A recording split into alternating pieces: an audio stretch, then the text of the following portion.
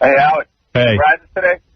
Prizes? Later in the show, yeah. We're giving away Tom. You can win a date with Tom. Because Tom is gay. You can be the censor for a day. Yeah. You going to go run out and see that Jesus movie, Tom? You're a big Jesus guy. You know what?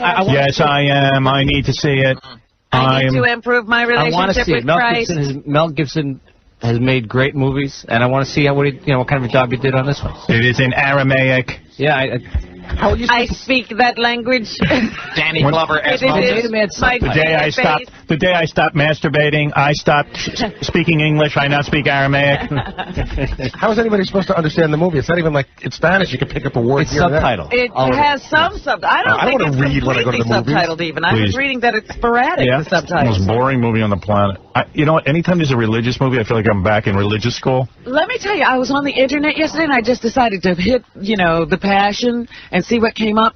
All these religious banners came up. Yeah. You hit one and they have a whole dissertation congratulating Mel Gibson. Like these religious leaders are like, and every Christian who loves Christ should support Mel Gibson. And then it had pray for Mel, pray for the Passion, pray for this, pray for that.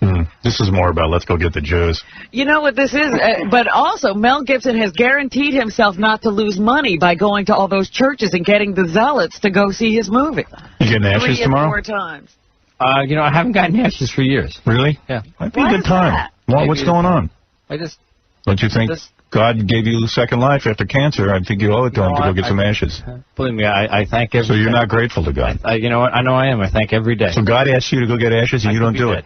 You know what? I'm one of the few people I should be dead. So God asks you to get ashes and you reject his advice? I've never heard God say, Tom, get ashes. What do you think the church is saying? The church says you should get ashes. That's the rap that they give you. I think Tom's embarrassed to get ashes in front of us.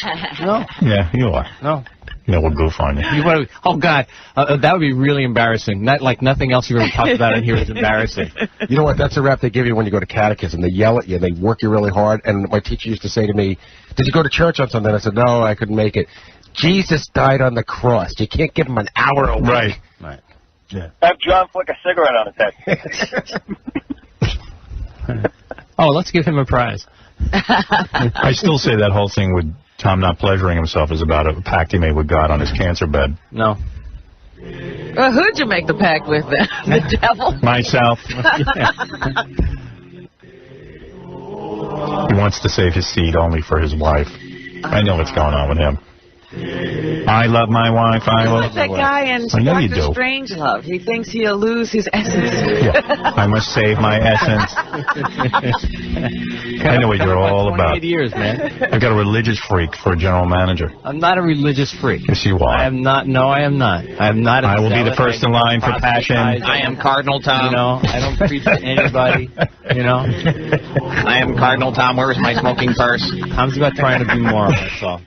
Who's Tom married to? The Jesus Takes Fags lady? No, he's got a really hip, nice wife. I can't figure out what she's doing with him. I always say to her, what are you doing with him? You could have anyone. What do you need him? You know what? The thing I think She's my Mary Magdalene. She's actually like fun. She's a human being. She's actually human. That's great. But Howard, how come Tom's not honest about this? You stop pleasuring yourself. John, Tom, it has nothing to do with the cancer. But you be honest. Does it have anything to do with the cancer? That you stop pleasuring yourself. Be honest. Yeah. Okay, so you stop. But you're saying it's a pact with God. I'm saying it's not a pact with God. But what would lead you from cancer? Is it a health thing? Do you do it because you think that there's some sort of health? It's a decision. Do you think it gave you cancer? You were doing it so much? What do you want? Do you think that pleasuring yourself Do you think it weakened yourself? Like, do you think pleasuring yourself weakened you, then gave you the cancer? 6:35. No, I'm trying to understand. Do you think pleasuring yourself weakened you and then gave you the cancer? No. Do you think it's a sin? That's a good question. No. Why did you stop? Is pleasuring yourself a sin? It is a sin. In your book. I'm not talking about anybody else's book. I know you're not proselytizing. In the Book of Tom. Yeah, the Book of Tom. Is pleasuring yourself sinful? No. Then why stop? Because I just decided to. But there has to be, you just don't decide. It's like saying I decided to stop drinking water. Listen, people decide to stop smoking. People just make But it's bad for you. But it has nothing related to cancer. Right. People stop smoking because it causes cancer. Right. People stop pleasuring themselves because they decide to do it. Why? Stop drinking because they can't Does it have anything to do with it. God? Does it have anything to do with God? Right, just Tom, give me a because. Tom, swear on your father's life, please. Tom, swear on your father's life. Does it have anything to do with God? John, I'm not swearing on anybody's life to please. So it has to do with God. Does it have anything to do with God? It has to do with Tom. That's all. And God.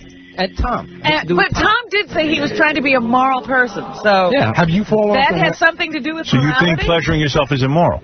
I didn't say that. Have you fallen off the wagon at all, Tom, in that time that you made the pact? How many years did you just say it was? Wait. I think there's a break. I didn't say. You fell off the wagon? I didn't say that. Did you apologize afterwards? Did And Hail you Marys. beat your hand? Or? Oh, God. Did you nail your hand to the cross? Wait a second. Remember when I broke my hand? It had nothing to do with golf. And No, I don't understand something. Neither do I. Why? I don't So understand why you're 40 saying minutes that we haven't taken a break yet. You're not having sex with yourself because it's a moral decision. No, just because it's a decision. It has nothing to do All with right, morality. you made the decision. So why would you even, like, in other words, like, you didn't consider not drinking water, you didn't consider, but why this? What's the reason behind it? Because I decided to do it. But why would you being honest? No, but that sounds silly to me. I want to understand. I'm giving you an honest answer. You mean there's no thought behind it? You mean I just have to stop doing this randomly? I just decided. After the cancer, though? Yeah. Did you feel it weakened you? I was certainly Physically. weak after the cancer. No, I'm saying, does the pleasuring yourself weaken you?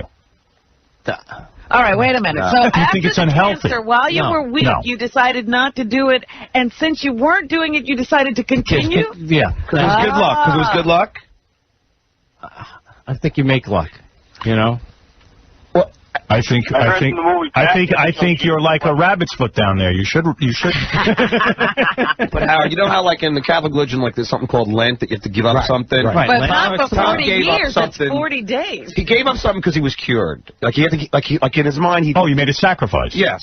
No, but I didn't do it because I was cured. I did it because I decided. What But did why you that? learn? Wait a minute. I don't know. I don't know. What occurred while you were in this state of non-masturbation that made you decide to take it up full time? I don't. There was nothing specific. But you enjoyed doing it, right? Yeah, it was fine. The guys make a really good point, though. Like, Here's what I think. I think you felt like you were doing it a little too much, and that it takes away time from your wife. Oh, baby. And therefore, it could be. It could almost be like cheating. This is my Viagra, okay? Right. So it could almost be like cheating on your wife in a sense. Would that be fair? Oh, you know what? It may be in a sense, yeah. Okay. So there's the moral There's decision. a moral thing in there. That's cheating. Because you were thinking of other women when you did it, which every guy does, by the way. Even though, like Beth goes, why did you? Like I had to do it the other day. I had to get to sleep. She goes, well, what'd you think about it? So I thought about you. She goes, I know guys don't think about the girl they're with. I go, okay, you're right. So who'd you think about? I go, I'm not going to tell you. It's my secret. It's my secret. Who'd you think about? I thought about Jay Leno. But by the way, Tom still looks at magazines and pores over the Oh women. yeah, no. Tom and I will often say that somebody's pretty. Right. Yeah, like you'll look at nudie magazines, though. Yeah, he runs in here to look at the Playboy. You make it sound like a lot more than No, all right. But doesn't it make it hard for you to not pleasure yourself when you look at the nudie magazine?